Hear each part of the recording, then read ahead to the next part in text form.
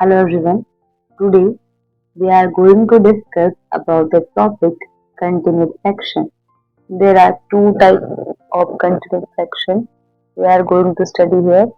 First, first is finite continued fraction and second is infinite continued fraction. In finite in finite continued fraction, we are going to study rational form. Rational form and in infinite continued fraction, we are going to study rational form. So first topic is rational form. Rational form. Rational form समझते हैं पहले. Continued fraction for rational form, that is for finite term is of the form. Finite term के लिए continued fraction का देखो form कैसे होता है.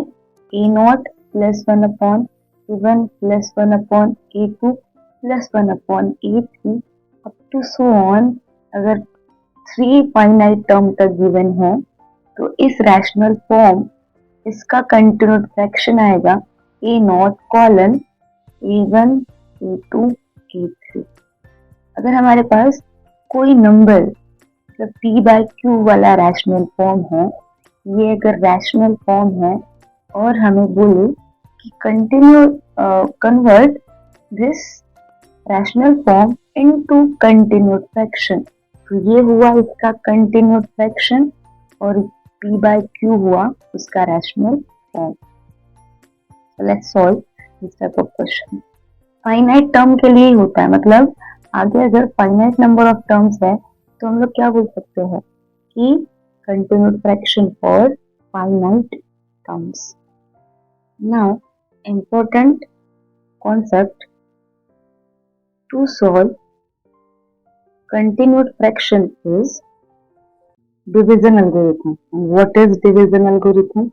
Division algorithm states that dividend equal to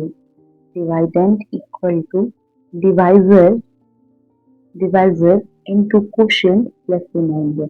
ये वाला फॉर्म इस वाले एल्गोरिथम का हमें यहाँ पे यूज होने वाला है. फॉर एग्जाम्पल मैंने समझाया था आपको, अगर मेरे पास ऐसे कोई दो नंबर है, मान लेते हैं 51/12. ये p/q वाला फॉर्म है, मतलब ये रैशनल फॉर्म हुआ. अब ये हुआ डिवाइडेंड. 51 को डिवाइड करना है 12 के साथ. 12 4 are 48, रिमाइंडर इज 3. तो ये हुआ, ये डिवाइडेंड है, ये डिवाइजर है, quotient and with remainder. So we can write this term as divisor.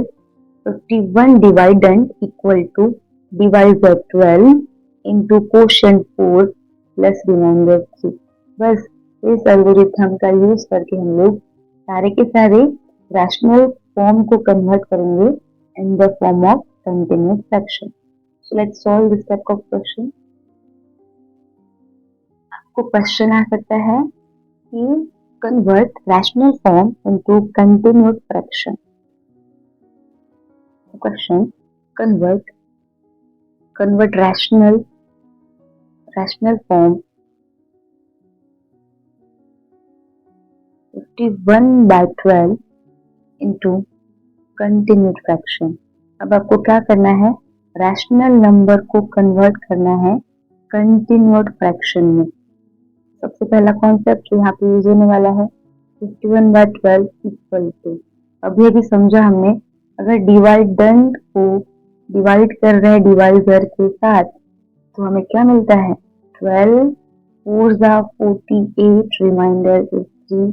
Dividend, divisor, quotient, remainder क्या आता है. This dividend equal to this 51 equal to divisor into quotient plus remainder. देखो इसको सॉल्व करते हैं, आपका जो आंसर है यही मिलेंगे. तो क्या मैं इस 51 को 12 इंटू 4+3/12 लिख सकते हैं। मतलब पूरे 51 को लिखा है 12 इंटू 4+3 के फॉर्म में। देन क्या मैं इसको सेपरेट कर सकती हूँ? 12 इंटू 4, 12 इंटू 4/12 प्लस 3/12 के फॉर्म में। 12 12 कैंसिल, रिमेनिंग इज 4, 4 प्लस 3/12। तो क्या मैं इस 4 प्लस 1/12/3 लिख सकते हैं? By component divided rule equal to 4 plus, again यहाँ पे डिवाइडेंट है और डिवाइजर है। देखो 12/3 करने के बाद क्या मिल रहा है हमें आंसर में? 12 को डिवाइड कर रहे हैं हम लोग इस 3 के साथ, 3 4/12, रिमाइंडर इज 0। तो क्या हमें इस 12 को 4 इंटू 3 प्लस 0/3 लिख सकते हैं? ये हो जाएगा 4 प्लस 1/4 प्लस 0, इट इज मिलेगा हमें 4। दैट्स व्हाई जो नंबर रिमेनिंग है तो इस 51/12 को हम लोग 4 के कंटिन्यूड फ्रैक्शन में लिख सकते हैं। Now we have question. We have to convert rational form 19/7 to its continued fraction. तो इस 19 डिवाइड बाय 7 सॉल्यूशन में क्या करेंगे हम लोग? 19/7 सेम कंडीशन, 19 को डिवाइड कर रहे हैं 7 के साथ, 7 2 14, रिमेनिंग इज 5। तो क्या हम इस 19 को divisor into quotient 2 divisor 7 quotient 2 plus remainder इस फॉर्म में लिख सकते हैं। तो 19 को लिखा 7 इंटू 2 प्लस 5/7 इक्वल टू, अब ये 7 इंटू 2/7 किया मैंने प्लस 5/7 किया, दोनों टर्म को सेपरेट कर दिया। 7 7 cancel, remaining term is 2, 2 plus 5/7। Again by component divide into rule, क्या मैं इस टर्म को ऐसा लिख सकती हूँ? 5 ऊपर जाता है तो 5/7 आ जाता है, 2 प्लस अगेन 1/, अब आपको डिवाइड करना है 7 को 5 के साथ, क्या मिलेगा देखो? 5 1 5, रिमाइंडर इज 2। तो क्या मैं इस डिवाइडेंड को 7 को divisor into quotient plus remainder के फॉर्म में लिख सकती हूँ? तो ये लिखा मैंने, it is 7 equal to 5 into 1 plus 2 के फॉर्म में लिखा, 7 dividend equal to divisor into quotient plus remainder के फॉर्म में। अगेन मैंने सेपरेट किया, 5/5 cancel, remaining term is 1/1 plus 2/5। Again we can convert this number by 2 plus 1/1 plus, क्या मैं इस नंबर को 1/5/2 लिख सकते हैं? Equal to 2 plus 1/1 plus 1/, divide 5 divided by 2, divisor is 2,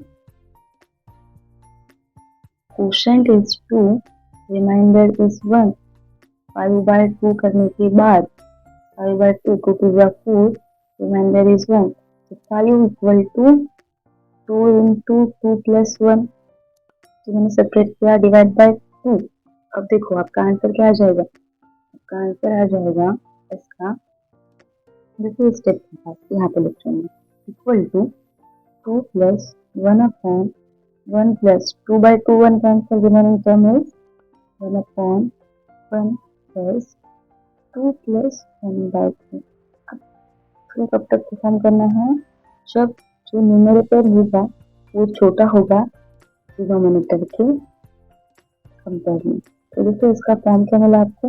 आपको यहाँ पे लिखना है, देखो इसमें पहला 2, ये स्टार्टिंग का 2 कॉलन, अब 2 के बाद ये 1, नेक्स्ट 1 के बाद ये 2, और 2 के बाद ये लास्ट वाला 2 1 2 2, ये है इसका is a continued finite fraction, ये कंटिन्यूड फाइनाइट फ्रैक्शन है किसका, इस रैशनल नंबर का 19/7 का। ये आपको लास्ट में आंसर मिला। We have next question. Convert rational number to continued fraction. We have rational number given 51/19. तो क्या करना है हमें डिवाइड करना है 51 को 19 के साथ। 19 टू जा 38, रिमाइंडर इज 30। तो इस 51/19 को हम लोग divisor 19 into quotient 2 plus remainder 30 ये लिख सकते हैं। इस 51 को लिखा 19 इंटू 2 प्लस 30 बाय 19। अब इसको सेपरेट करेंगे तो 19/19 cancel, remaining term is 2 plus 13/19। यहाँ पे फिर से लगाया है कंपोनेंट दो डिवाइडेंड 19/13 वाला फॉर्म। अब 13 से डिवाइड करना है 19 को। 13 में जा 13, रिमेनिंग टर्म इज 6। तो क्या मैं इस 19 को 1/13 इंटू 1 प्लस 6/13 लिख सकते हैं। देन 2 प्लस 1/13/13 कैंसिल, 1/6/13 आ गया इक्वल टू 2 प्लस 1/1 प्लस, अब ये 1/13/6 वाला फॉर्म। अब ये डिवाइड करना है आपको 13 को 6 के साथ। 6 2 जा 12, रिमेनिंग टर्म इज 1। तो क्या हम इस 2 प्लस 1/1 प्लस 13 को लिखा 6 इंटू, इस 13 को लिखा है 1/6। देखो ये 2 प्लस 1/1 प्लस 1/13 को लिखा 6 इंटू 2 प्लस 1 के हिसाब से 6 इंटू 2 प्लस 1/6। फिर सेपरेट किया 2 प्लस 1/1 प्लस 1 सेपरेट किया तो कैंसिल हो गया 2 प्लस 1/6। इसका जो कंटिन्यूड फ्रैक्शन मिला ये वाला 2 पहला टर्म कॉलम में, ये 1 2 एंड 6 ये जो टर्म मिल रहा है ये जो आ रहा है ये हमारा फाइनाइट कंटिन्यूड फ्रैक्शन है। आई होप आपको रैशनल फॉर्म को कन्वर्ट करना समझा है in the form of continued fraction. Thanks for watching.